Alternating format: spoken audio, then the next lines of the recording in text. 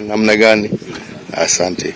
Mr. President, perhaps what brings you here this evening and what has happened here exactly? Well, I got a report from my son that he had come to home, and as he was leaving, the watchman at the gate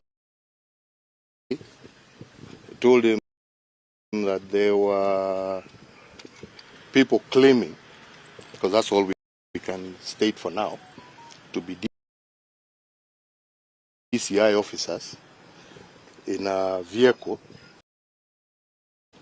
with Sudanese registration and claiming that they want to speak and to see him. And I told them immediately, from my knowledge, when the police want to do something, they don't come in foreign number plates.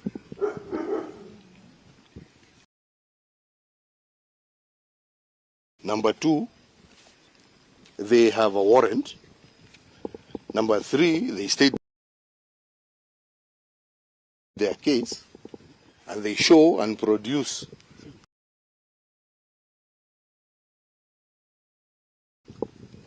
the warrant that is supposed to allow them to do whatever it is that they want to do. And I told them, don't open the gate. And unfortunately, I was in the office doing other work, so I just told them, just keep the gate closed. And I am now here, and I understand now they have left, because I wanted to ask them, what are you doing in my son's home? Do you believe this has anything to do with the ongoing protests and, of course, having the opposition? Unfortunately, I have no other explanation to give, because all of these things are flowing in a row. I have a whole minister of government staying there that is going to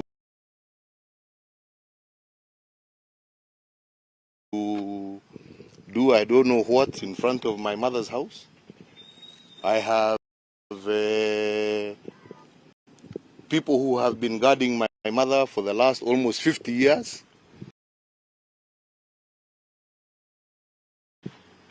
Withdrawn at night.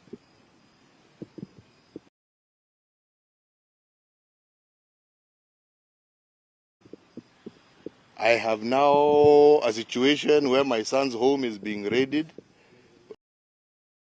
for things that I don't understand. So I ask myself, what does this government want? Because if it wants me, the fact that I've been silent doesn't mean I'm scared. Come for me. What does my mother have to do with anything? What does my children have to do with anything? Kama shida yenu ni mimi, I'm here. Right? Yeah? They know where I am 24/7. Right? Why all this? Intimidate a 90-year-old woman. Intimidate children. Right? If it is me you want, come and tell us what you want. Yeah. Mr. President,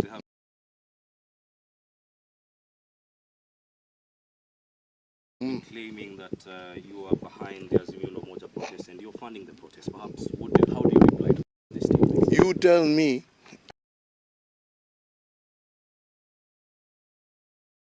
Right? And I have said it severally. And that's why I keep saying, maybe silence sometimes is not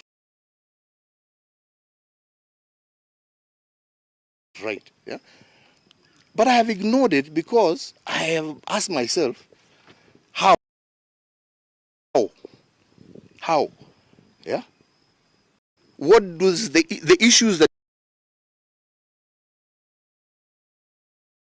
Kenyans are talking about have nothing to do with me.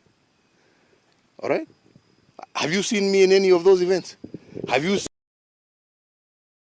seen me talk about any of those events? Yeah? Now if you say because of my association with Raila, am I not supposed to talk to my friends? Is that a crime in Kenya today? Yeah? Is that a crime? Maybe you should tell me if it's a crime. Maybe you should say, oh, it is a crime to associate with this individual, with this. I thought the only crime was to associate with terrorists. So are you telling me that they are terrorists? Then, because then that would be the only argument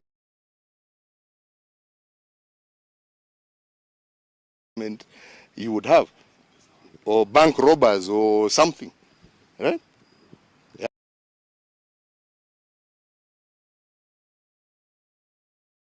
But I thought we lived in a democracy in Kenya.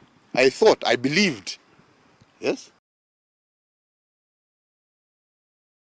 And that's why I handed over, whatever. I may not have supported this government.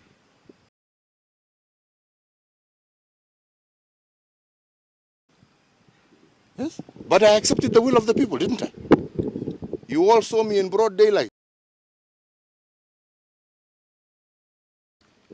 Was I forced onto that field? Right? See, I did what I was supposed to do. So what else do you want? Probably. Are there any steps you're going to take after this from this particular incident? This incident, I leave to the lawyers. Because they should tell me what they want with my children. Yeah? Do they want? They've removed their security. Now I hear they want to remove their personal weapons. So what? Are they wanting to do that because they are planning something? And if they are planning something, yeah, my only plea, don't plan against my mother, don't plan against my children, plan for me.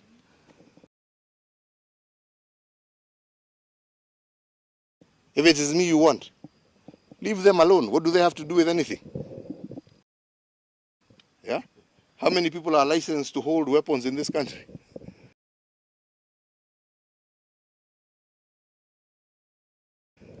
Yeah? Did they not follow the right procedure? Tell us. Tell the world. If it's a question of illegal weapons, then tell the world, yeah, these people have illegal weapons, right? But if they are licensed weapons, how many people in Kenya have licensed weapons, even foreigners?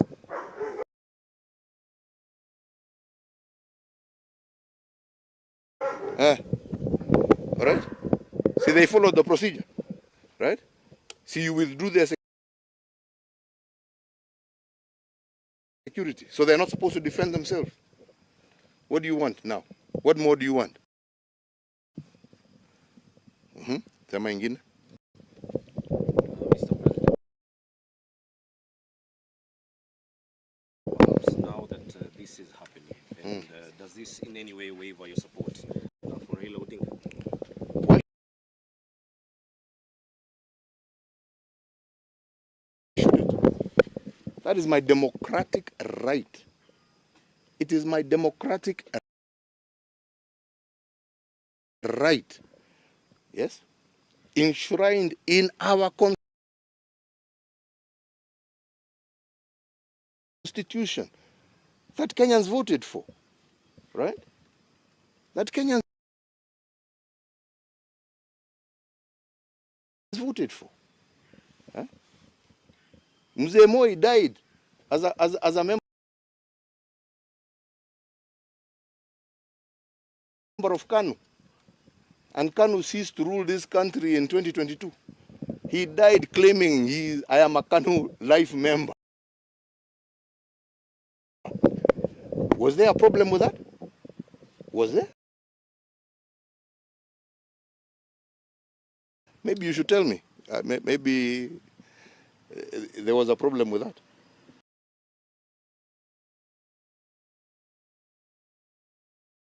Yeah? He died a KANU life member.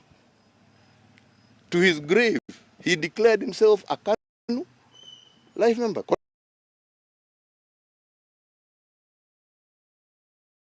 Correct? Was there a problem? So what's the problem? Maybe you should tell me. Maybe there's something that I don't understand. Mr. President, the argument here has been that I'm not Mr. President. I am the fourth president. Apologies, the fourth president of the Republic of Kenya, Yes. Uhuru Kenyatta. The argument here has been that if you continue politicking, then you may Where am I lose. Have you seen me in any rally? Declaring maybe. Have you seen me in any rally? Not really. But Have you seen me in any demonstration? Not really. Have you seen me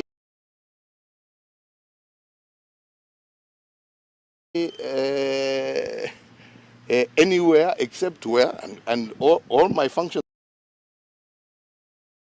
are public. This government knows all the activities I have been doing. Be it in Ethiopia, be it in DRC, I don't do it undercover. They know.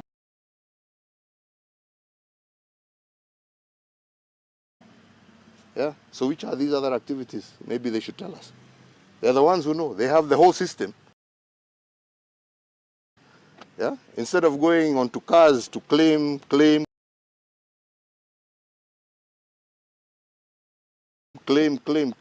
See, that's what I'm saying. I'm here. Do you have to go and look for my mother? Do you have to go and look for my children? Right? Come for me. I'm here. Yeah? I'm here. In full view of you. Yes. So if you have those claims,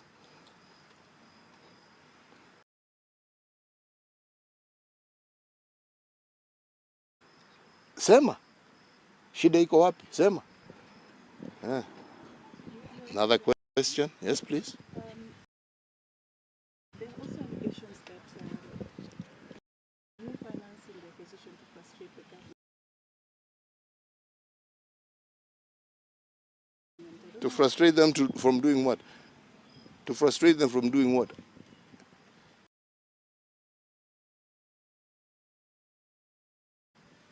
You know, when you're a government, you're elected to rule. You're elected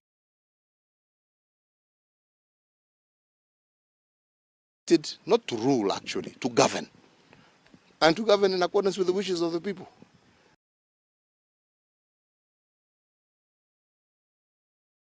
Yeah? I am a retired person.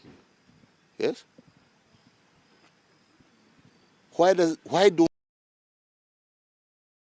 they deal with the issues and the concerns that Kenyans are raising? That's what they should be dealing with. Not looking for scapegoats. Yeah? Go deal with the issues that Kenyans are raising. Right? When I was in power, I was dealing with the issues that Kenyans were raising. Yeah? These are not new things. Yes? Go deal with them. Have you perhaps had a tete-a-tete with the current president of William Ruto? No.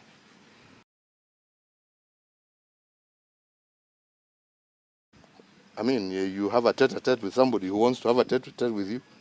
He has not shown any indication that he wants to talk to me. And as a retired person, why should I go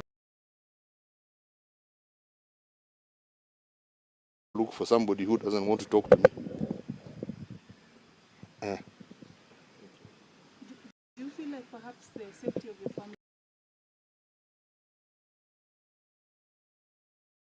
is being threatened? Absolutely, and that's why I'm here. Yeah, and as you know, I have been quiet.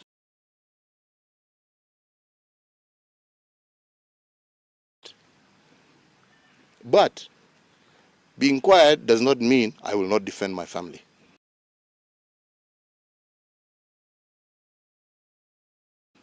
I will defend my family, right? And I will defend it to the end. All right? I defended Kenya and I did my best for this country. Okay? You may not think, whoever has that opinion, that is an opinion. But according to me, I did the best I could do for my country. All right?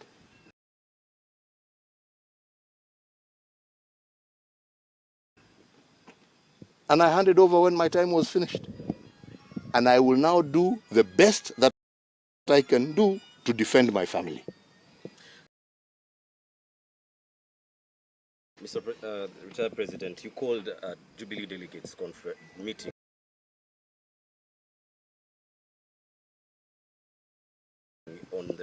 in 22nd, I think, February or May. And the question here is, don't you think that is a form of maybe actively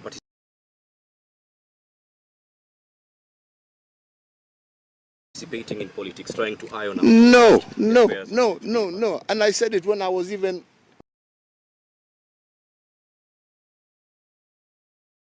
right there on the platform. My idea and my plan was always to surrender my party. But what I completely rejected was the coup that was planned by this government to take over my party forcefully. And I said, let the members decide. But I will not hand over to some puppet group of people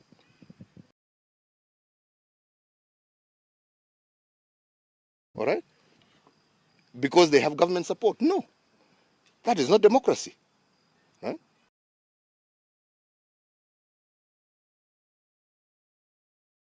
That is not to say that I was not willing to hand over. I wanted to hand over. I was prepared to hand over. But what I found to be completely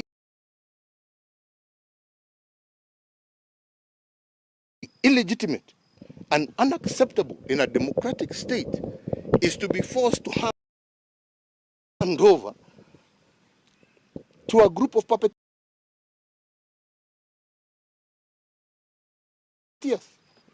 No. Right? And I stood up and I said, let the members of Jubilee choose who they want to lead them. And that is the person I shall hand over to.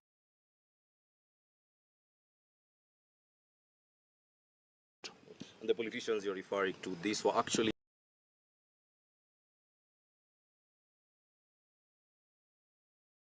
your allies formally. Do you feel betrayed in any form? I have no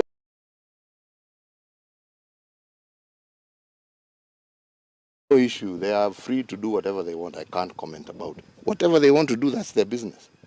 Right?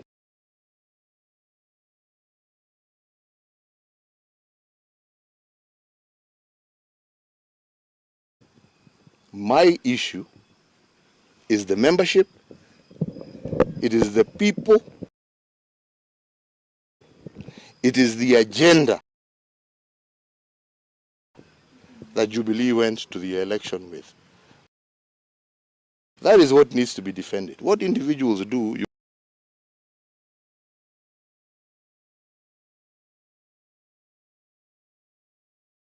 you go ask them themselves. Me, I carry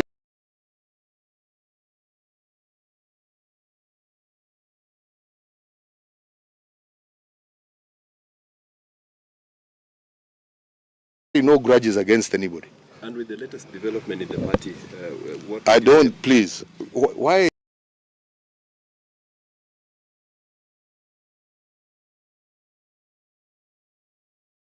Are you diverting to other things? Me, I'm telling you.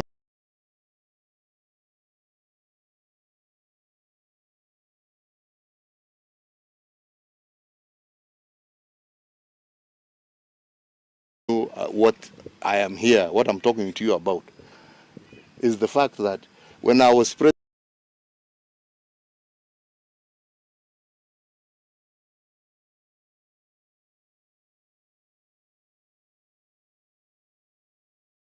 president, I defended my country. As a retired man, I am protecting my family. And I will.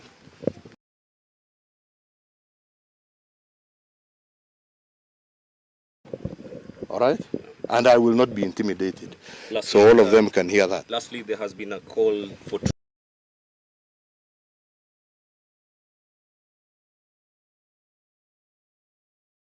truce by that's got nothing to do with me. Yeah, so truce, this truce, that's not my business.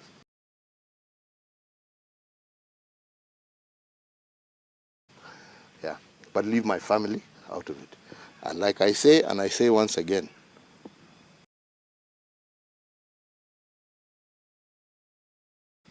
to you who think you can intimidate an old woman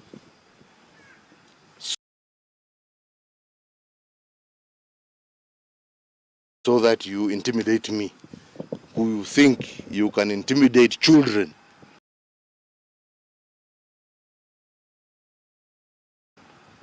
and grandchildren so you can intimidate. If you want me, come, here I am.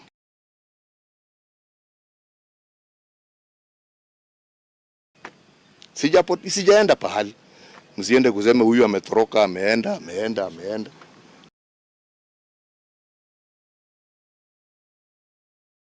Niko na watu yenu, wanajua every second, wanajua niko wapi. Yeah. Wachana na watoto.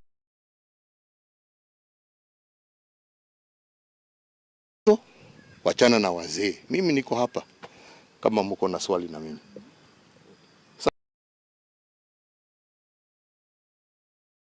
Sawa? Yeah?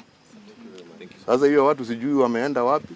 Waende, wakirudi, watarudi. Kama hawatarudi, wakae. Lakini kwangu, hii ni nyumba yangu. Yeah? Sio yangu, ni ya watoto yangu. Yeah? Na mimi nitalinda kama kila mwananchi mwingine.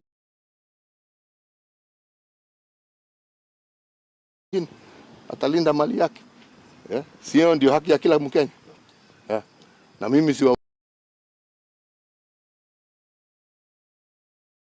waulizi wanipatie walinzi, wakitaka kuwachukua wachukue wote, lakini wanipatie heshima yangu ya kulinda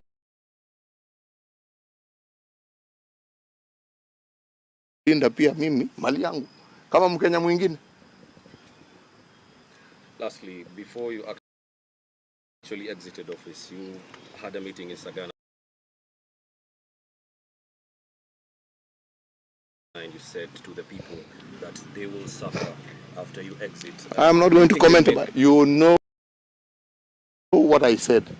So if you want to know about what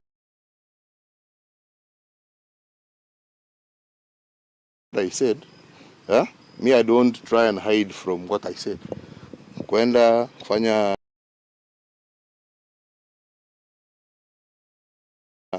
search button kwa Google ama whatever, utajua nilisemaje. Na hiyo ni public knowledge. Sini namna hiyo. Kuna haja ya kurudia. Kwenda Google.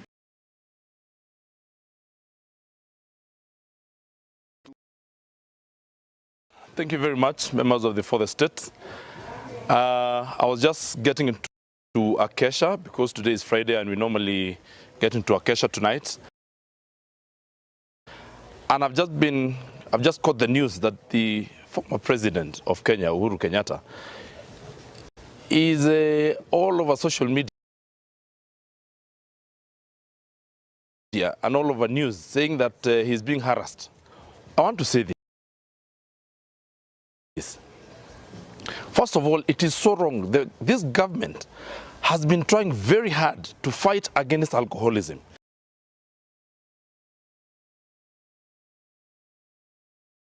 The president or the former president cannot come and address the nation while in such drunken stupor. It is such a bad show to the young people, to the country, that we're trying to fight alcoholism.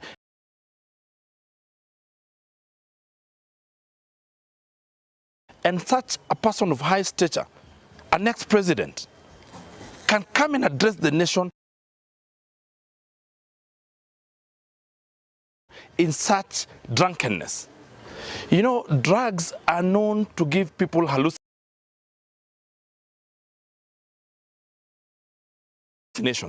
And I am sure what I have heard the former president saying are hallucinations that he got in what he was doing.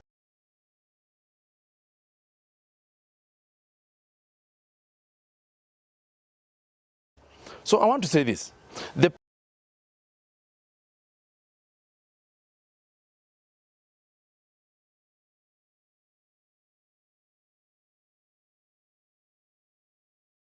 president has over 100 police officers. The entire Gatundu South has only 70. So this president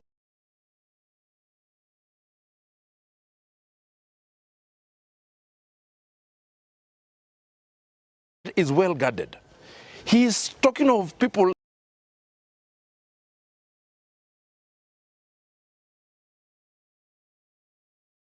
that he saw, he did not see.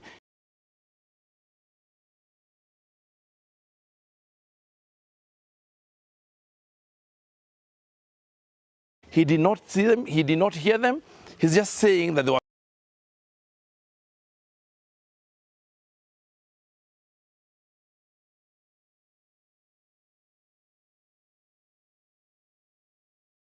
people, and he calling them the police. They are not that was not the police, and the government cannot be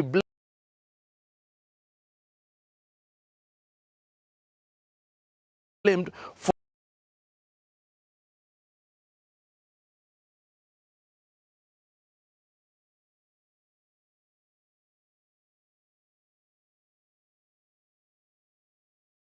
things that you have imbibed, for things that you've consumed, and they're giving you hallucinations. I want to say this to former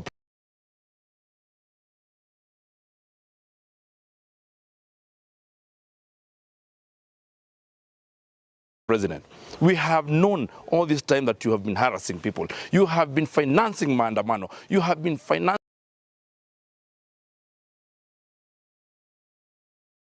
destruction of property in this country. Now, just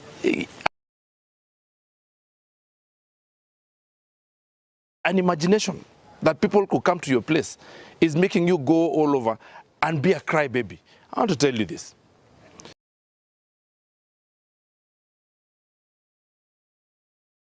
We have just had that right now, and that's why we said we are going to respond immediately in this darkness. We will not. We have suspended our kesha to come and address drunkenness in this country.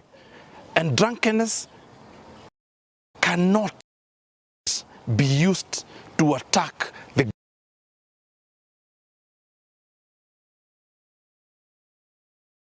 government.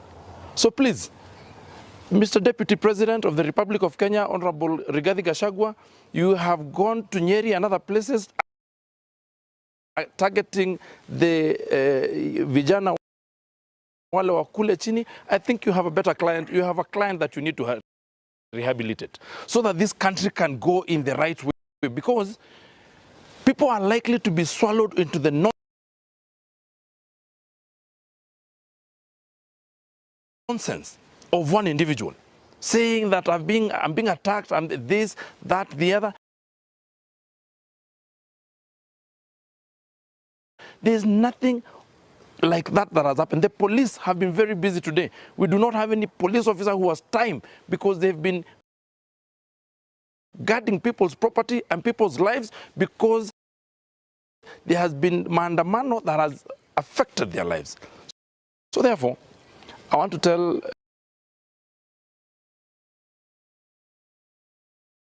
Mr. Uhuru Kenyatta, we respect you. Please respect yourself. Reciprocate the respect we have for you to yourself, not even to us. Even as we know you don't respect us. You have said it right now that you did not support this government, and it is why you fought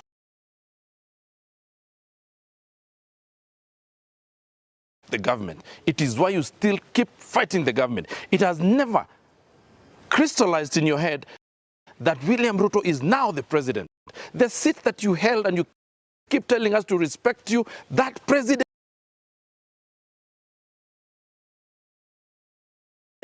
is now occupied by none other than Dr. William Samoei Ruto. Please respect the presidency. Please. That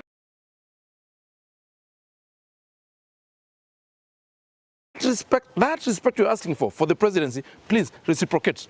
You may not respect Dr. William Samoei Ruto. You must respect the seat he holds, because that is a seat that unites this country. And that is a demand that we shall not stop demanding of you. We must ask you to respect that seat of the presidency. Na sisi kutoka sasa tunasema sasa Rais Ruto aheshimiwe.